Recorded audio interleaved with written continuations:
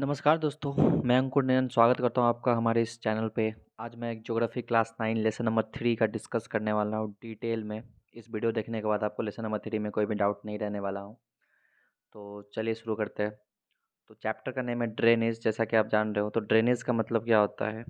जो आपके एरिया के अराउंड जो रिवर सिस्टम होते हैं उसी को हम लोग ड्रेनेज के नाम से बोलते हैं। और the area drain by a single river system is called the drainage basin. ठीक है, एक ऐसा एरिया जहाँ पे रिवर के द्वारा सिस्टम बनाया जाता है। रिवर सिस्टम से आप कह सकते हो कि एक बड़ी नदियाँ, उनके साथ साथ छोटी छोटी नदियाँ, उन्हीं को हम लोग ड्रेनेज बेसिन कहते हैं। ठीक है, तो अगर आप क्लोजर लुक, अगर आप इस वाले फिगर में अगर आप ध्यान से देखोगे तो ये स्ट्रीम ए है और ये स्ट्रीम बी है। मैं आपको लोकेट करता हूँ, ये स्ट्रीम ई है, ये स्ट्रीम बी। तो आप यहाँ पे देख रहे हो, ये साइड साइड से छोटी छोटी नदियाँ हैं। यहाँ से आप देख रहे हो, इधर से छोटी छोटी नदियाँ हैं। ये सारी एक मेन रिवर जो आप देख रहे हो ना, ये मेन रिवर से मिल रही हैं। और बीच में कुछ हाइट है तो इसको हम लोग वाटर डिवाइड बोलते हैं दोस्तों। ठीक है, इसको हम लोग वाटर डिवाइड बोलते हैं। और इस साइड स्ट्रीम बी में भी आप देख सकते हो, सेम एक मेन रिवर है और साइड से उनकी छोटी छोटी ट्रिब्यूटरीज हैं। तो वर्ल्ड की सबसे लार्जेस्ट ड्रेनेज बेसिन है अमेजोन रिवर। और इंडिया में कौन सी है? तो आप गंगा बोल देना दोस्तों। गंगा रिवर जो है इंडिया में लार्जेस्ट बेसिन है। नेक्स्ट टॉपिक है अपना drainage systems of India. India में जो ड्रेनेज सिस्टम है वो मेनली दो कैटेगरी में हम लोग उसको क्लासिफाइड किए हुए हैं, क्योंकि इंडिया में बहुत सारी नदियां हैं। इंडिया का लैंड मास बहुत ज़्यादा है, तो यहाँ पे ऑब्वियस सी बात है रिवर्स भी बहुत ज़्यादा होंगे। तो मेनली हम लोग क्लासिफाइड किए हैं दो भागों में, हिमालयन रिवर और पेनिनसुलर रिवर। तो हिमालयन रिवर में और पेनिनसुलर रिवर में फ़र्क क्या है, मैं आपको यहीं पे बता देता हूँ। तो हिमालयन रिवर क्या होती है? वो पेरेनिनियल होती है। पेरेनिनियल का मतलब कि वो 12th मंथ तक बहती रहती है। उन रिवर में से उनका पानी कभी भी ख़त्म नहीं होता है। एग्जाम्पल के तौर पे आप गंगा को देख सकते हो। गंगा रिवर है, उसका पानी कभी भी ख़त्म नहीं होता है। 12 मंथ मतलब 1 साल तक पूरा उसका पानी कंटिन्यू बहता ही रहता है। वो अलग बात है, रेनी सीजन में बढ़ जाता है, पर 1 ईयर तक उसका पानी बहता ही रहता है। ठीक है, नेक्स्ट आप देख सकते हो इंडस रिवर सिस्टम को। इंडस रिवर सिस्टम भी कभी भी सूखती नहीं है, उसका ही पानी हमेशा बहता है। तो दोस्तों मेनली हम लोग इंडिया में जो रिवर सिस्टम है, जो ड्रेनेज सिस्टम है, उसको दो भागों में डिवाइड करते हैं, हिमालयन रिवर में और पेनिनसुलर रिवर में। तो हिमालयन रिवर में अपना सबसे आप कह सकते हो गंगा रिवर है, ब्रह्मपुत्रा रिवर है, इंडस रिवर है, ये सब कुछ बड़ी बड़ी नदियां हैं। और इनकी भी कुछ छोटी छोटी नदियां हैं जिनको हम लोग ट्रिब्यूटरीज बोलते हैं। हिंदी में सहायक नदियां बोलते हैं। ये सब हैं कुछ जो मेजर रिवर ग्रुप्स है हिमालयन के। बात करते हैं पेनिनसुलर में, तो पेनिनसुलर जो रिवर ग्रुप से आप जैसे बात कर सकते हो, कावेरी नदी है, आप कह सकते हो सोन नदी है, बेतवा नदी है, चंबल नदी है, और भी बहुत सारी नदियां हैं, महानदी है, तापी नदी है, गोदावरी है, कृष्णा है। तो आप ये सब नदियों को आप रख सकते हो पेनिनसुलर रिवर के कैटेगरी में। जो पेनिनसुलर रिवर होती है वो 12 मंथ तक बहती नहीं है, वो सीजनल रिवर होती है। जैसे रेनी सीजन में रिवर में पानी भर जाता है रेन के कारण, तो वो फिर बहना स्टार्ट कर देती है, अदरवाइज फिर बहती नहीं है। तो और बात करते हैं जॉर्ज की, कि जॉर्ज क्या होता है। तो जॉर्ज दो पहाड़ों के बीच से जो नदी अपना रास्ता पहाड़ के पत्थर को काट के बनाती है, उसी को हम लोग जॉर्ज बोलते हैं। और हिमालयन रिवर जो होती है वो कंपैरेटिवली साइज में ज़्यादा बड़ी होती है as compared to peninsular river.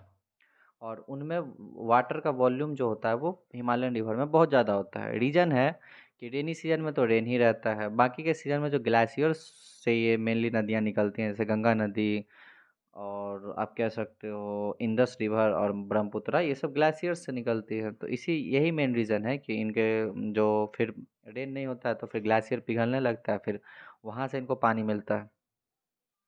Himalayan river का जो डिपोजिशनल वर्क है वो बहुत ज़्यादा होता है। वो बहुत ज़्यादा मात्रा में सिल्ट और भी सॉइल को इरोड करके अपने साथ लाती है। और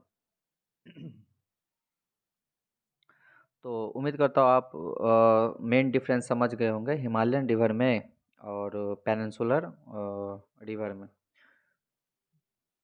तो नेक्स्ट टॉपिक, अच्छा, एक और है ड्रेनेज पैटर्न्स। तो ड्रेनेज पैटर्न्स में सबसे पहला है डेंड्रिटिक। तो डेंड्रिटिक पैटर्न कुछ इस टाइप का पैटर्न है जो कि आप यहाँ पे देख पा रहे हो। इस टाइप का एक मैं जूम करके बता देता हूँ आपको।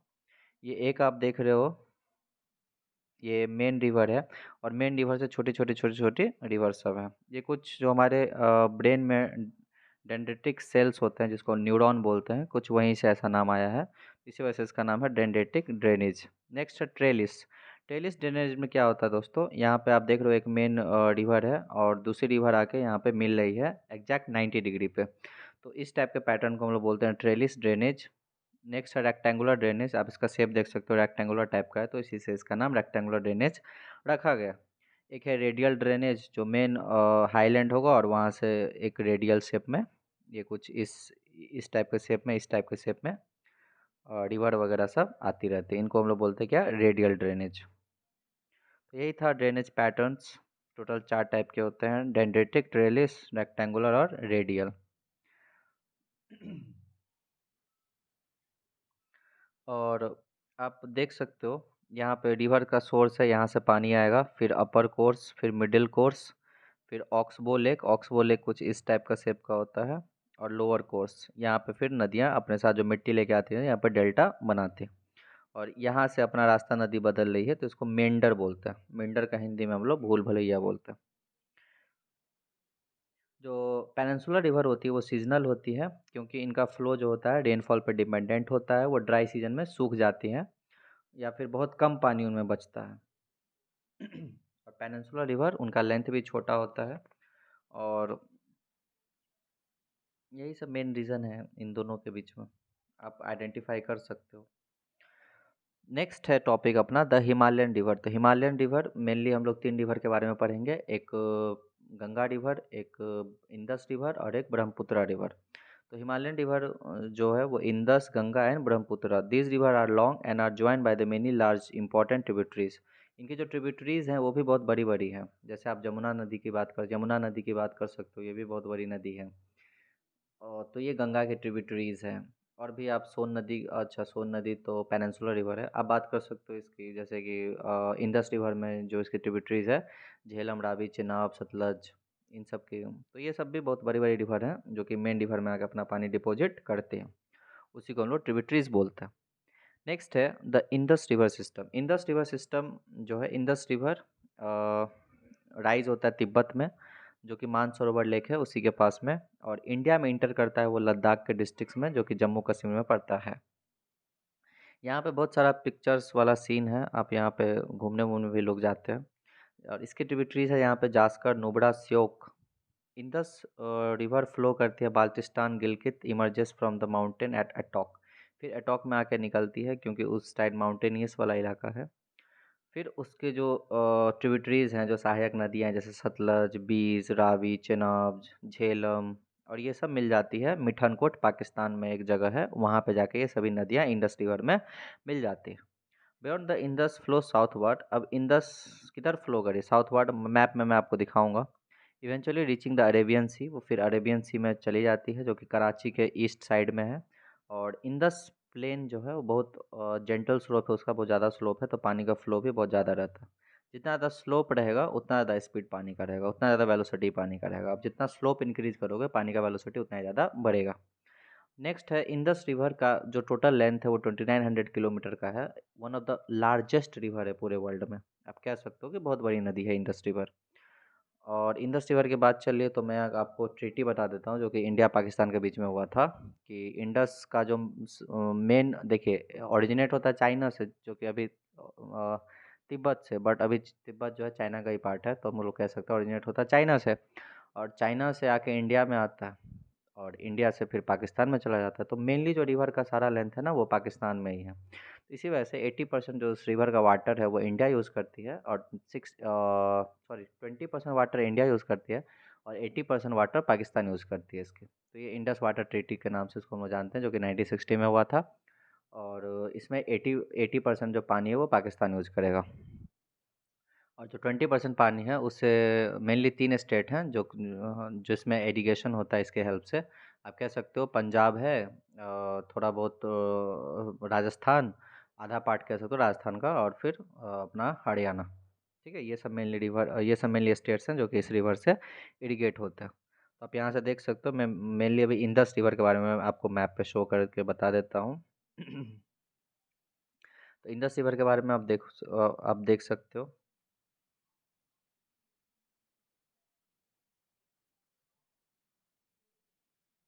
यहाँ से ओरिजिनेट होती है, फिर इंडिया में लद्दाख डिस्ट्रिक्ट है यहाँ से इंटर होती है, फिर चली जाती है गिलगित बाल्टिस्तान में।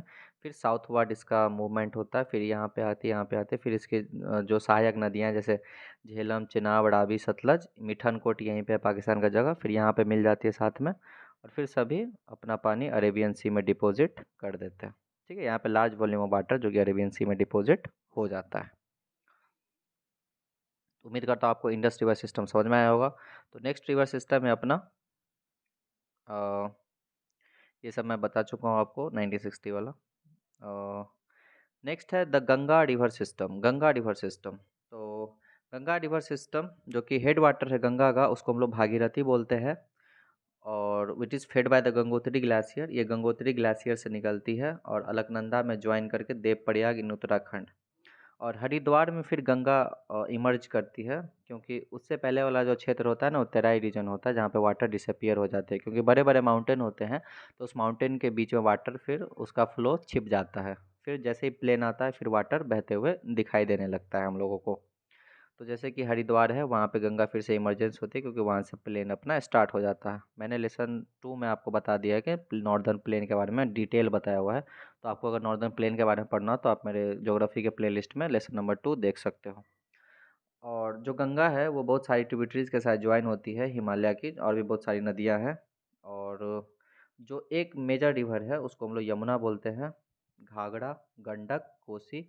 और जो यमुना रिवर है वो यमुनोत्री ग्लेशियर से निकलती है, और यमुना जो है गंगा के पैरेलल पैरेलल बहती है, और गंगा से वो इलाहाबाद इलाहाबाद के पास आके, यूपी में ये जगह पड़ता है इलाहाबाद, वहाँ पे आके गंगा से मिल जाती है। फिर घाघरा, गंडक एंड द कोसी ये सब नेपाल हिमालय की रिवर है, और they are the river which flood parts of the northern plain every year. और इसी के कारण दोस्तों जो नॉर्दर्न पार्ट है इंडिया का, जैसे कि मैं बिहार का हूँ, तो मुझे पता है कि बिहार में ये सब नदियाँ हैं जो कि मेनली बिहार के नॉर्थ बिहार में आप कह सकते हो, जैसे गंडक नदी, घाघरा, कोसी नदी, ये सारा बिहार से ही बहता है। तो बिहार में जो नॉर्थ साइड में हर साल बाढ़ आता है, तो इस यही मेन मेन रिवर है, यही मेन रीज़न है कि बिहार में बाढ़ आता है। फिर से और इससे बाहर आने से बहुत सारा लाइफ का डैमेज होता है, हम लोग के इधर प्रॉपर्टी का डैमेज होता है, और भी एग्रीकल्चर जो लैंड है वो पूरे किसान सब खेती के रहते हैं वो सारे बर्बाद हो जाते हैं, नष्ट हो जाते हैं। फिर हम लोग पढ़ते हैं, आगे बढ़ते हैं। जो गंगा की जो मेन ट्रिब्यूटरी है जो कि पेनिनसुलर आइलैंड से आती है, जो कि गंगा की मेन ट्रिब्यूटरी है जो कि पेनिनसुलर प्लेट्यू से आती है, उसको हम लोग देखते हैं। जैसे कि कौन कौन सी नदियाँ हैं जो पेनिनसुला से आती है, चंबल, बेतवा, सोन। चंबल, बेतवा और सोन, यहाँ पे आप देख सकते हो चंबल, बेतवा और सोन जो कि पेनिनसुलर रिवर है जो कि गंगा में मिलती हैं। ये ट्रिब्यूटरीज हैं, ये सहायक नदी हैं जो कि गंगा में मिलती हैं। कहाँ से? तो पेनिनसुला से। और इधर जो मैंने देखा था घाघरा, गंडक, कोसी, ये सारी हिमालयन रिवर थी, ये हिमालय से ही निकलती हैं जो कि गंगा के ट्रिब्यूटरीज हैं।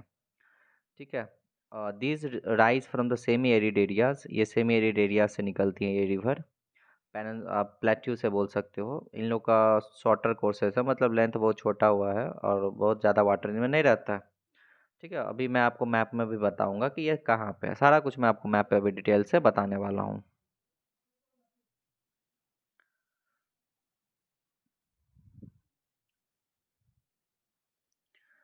फिर मैं आपको मैप में करके सारा कुछ बताऊंगा। उसके बाद क्या होता है, in large with waters from its right and left bank tributaries. Ganga के ना राइट साइड और लेफ्ट साइड दोनों साइड से वाटर आती है।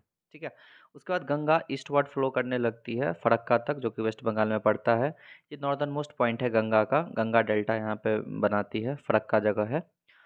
उसके बाद जो रिवर है वो दो हिस्सों में बढ़ जाती है, भागीरथी, हुगली और डिस्ट्रीब्यूटरी फ्लो साउथवर्ड्स। इसके बाद जो आधा पानी है गंगा, आधा नहीं थोड़ा सा पानी आप कह सकते हो गंगा का, वो साउथवर्ड मुड़ जाता है और बे ऑफ बंगाल में डिपॉजिट हो जाता है और बाकी का पानी बांग्लादेश चला जाता है। ठीक है। The main stream flow southward into the Bangladesh and join is by Brahmaputra. और वो बांग्लादेश में जाकर कहाँ पे किस नदी से मिल जाती है, तो ब्रह्मपुत्र। यहाँ पे देख रहे हैं दो मेन मेन रिवर मिल रही है, एक मेन रिवर गंगा और एक मेन रिवर ब्रह्मपुत्र। ये दोनों मेन रिवर है, इन दोनों में कितना पानी होगा सोचो। इसी के कारण है कि असम में और बांग्लादेश में हर साल बाढ़ आता है और बहुत सारे लोगों की जान जाती है और प्रॉपर्टी का भी नुकसान होता है और खेती वेती भी बर्बाद होता है।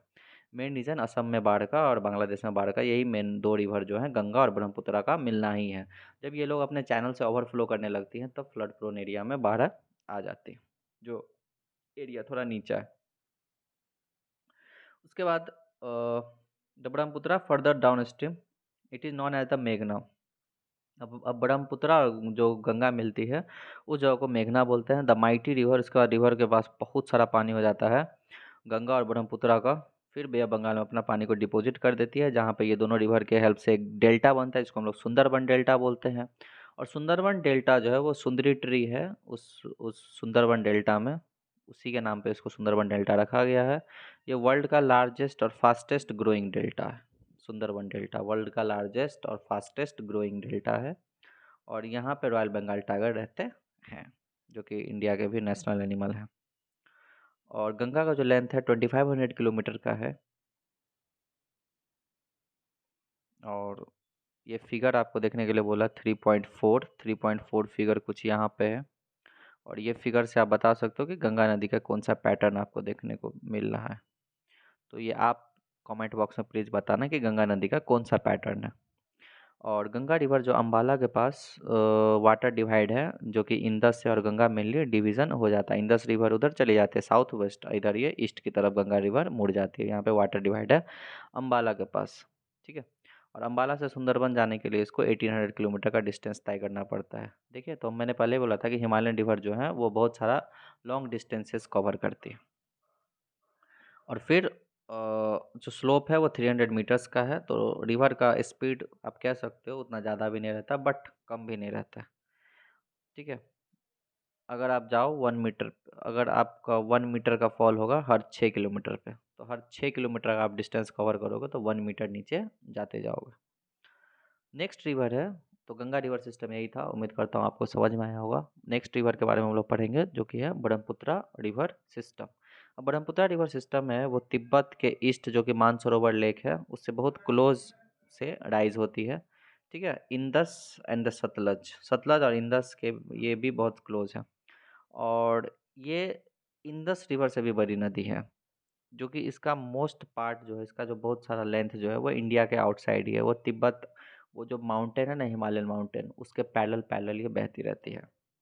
It flows eastward parallel to the Himalayas, ये हिमालय के पैरेलल पैरेलल बहती रहती है। और नामचा बड़वा जो कि इतना मीटर हाइट है इसका, यहाँ से फिर ये यू टर्न ले लेती है और इंडिया में अरुणाचल प्रदेश जो डिस्ट्रिक्ट है वहाँ से इंटर करती है इंडिया में।